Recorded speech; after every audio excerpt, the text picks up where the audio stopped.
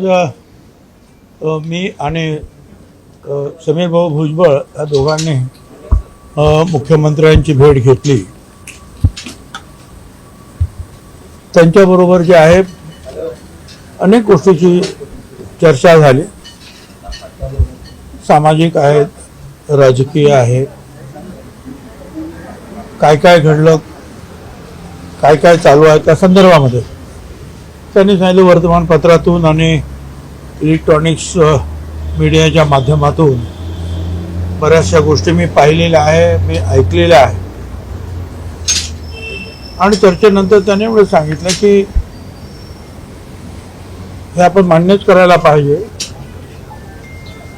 की ह्या वेळेला हा जो महाविजय आपल्याला मिळालेला आहे महायुतीला, त्याच्या मागं जे आहे ओबीसीचं आपल्याला जे पाठबळ मोठ्या प्रमाणावर लाभलं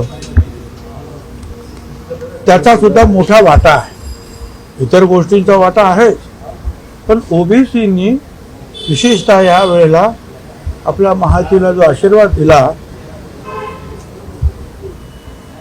त्याबद्दल आपण खरोखरच सगळ्यांचे आभार मानले पाहिजे. आणि हे लक्षात घेऊन कुठल्याही परिस्थितीमध्ये ओबीसीचं नुकसान होणार नाही याची काळजी मला सुद्धा खूप आहे. आणि कदापि जे आहे ओबीसीचं नुकसान होऊ देणार सुद्धा नाही.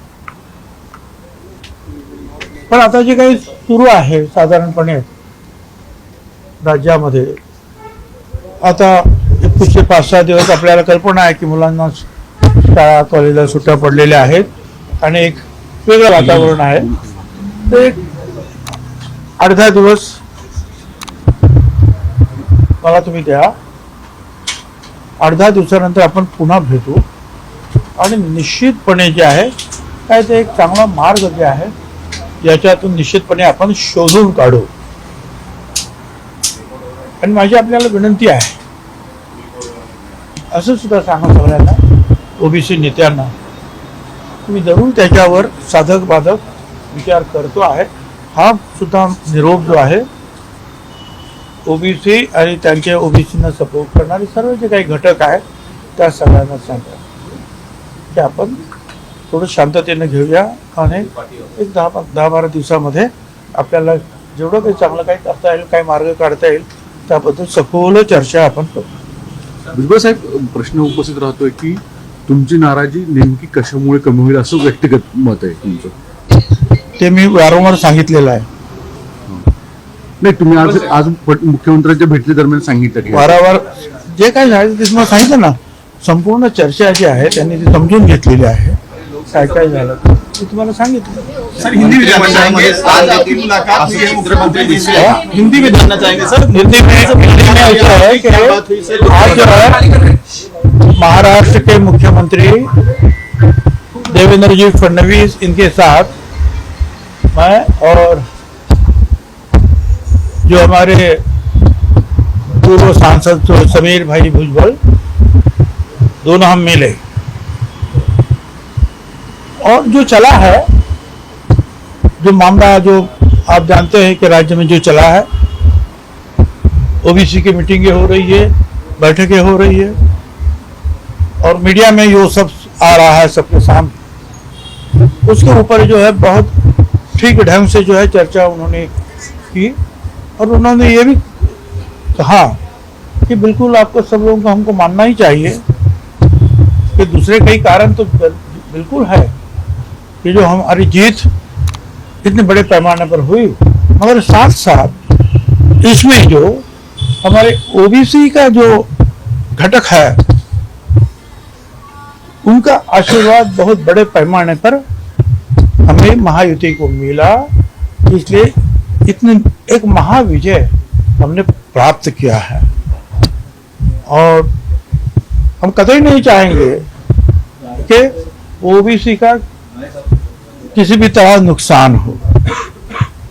जो हो रहा है, लोगों की जो रास्ता रोको या और कुछ, इसमें जो ओबीसी नाराज है ये मैं भी समझता हूँ. अब कल ही जो है समझो ना कि यह अधिवेशन खत्म हुआ है, मैं उसके ऊपर जरूर विचार करता हूँ, बातचीत करता हूँ। आजकल आप जानते हैं कि स्कूलों को भी छुट्टी है, एक दूसरा एक वातावरण है, नए साल का जो है 6-7 दिन में आ रहा है,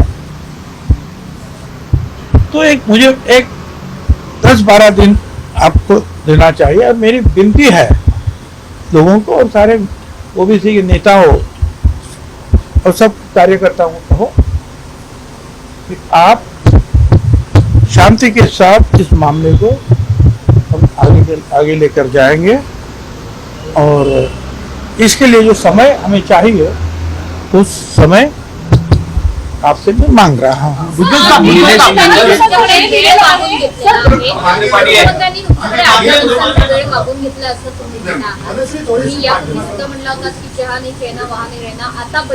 मी आता ते बाकी सगळं नंतर बोलतो। न्यू इयर मध्ये ओबीसींना नवीन गिफ्ट मिळेल असं वाटतं का? असं आहे, त्यांनी सांगितलं ओबीसीचं मी नुकसान अजिबात होऊ देणार नाही, ओबीसीची नाराजी आपल्याला दूर करावीच लागेल। भुजबळ साहेब, पर्याय याच्यामध्ये एक मिनिट राष्ट्रवादीला पर्याय म्हणून भाजपचा तुम्ही स्वीकार करणार का? एक स्पष्ट प्रश्न आहे। हे बघा, यापेक्षा मी आता जास्त काही सांगू शकत नाही। मला जे काय बोलायचं आहे मी यापूर्वी सगळं बोललेलो आहे।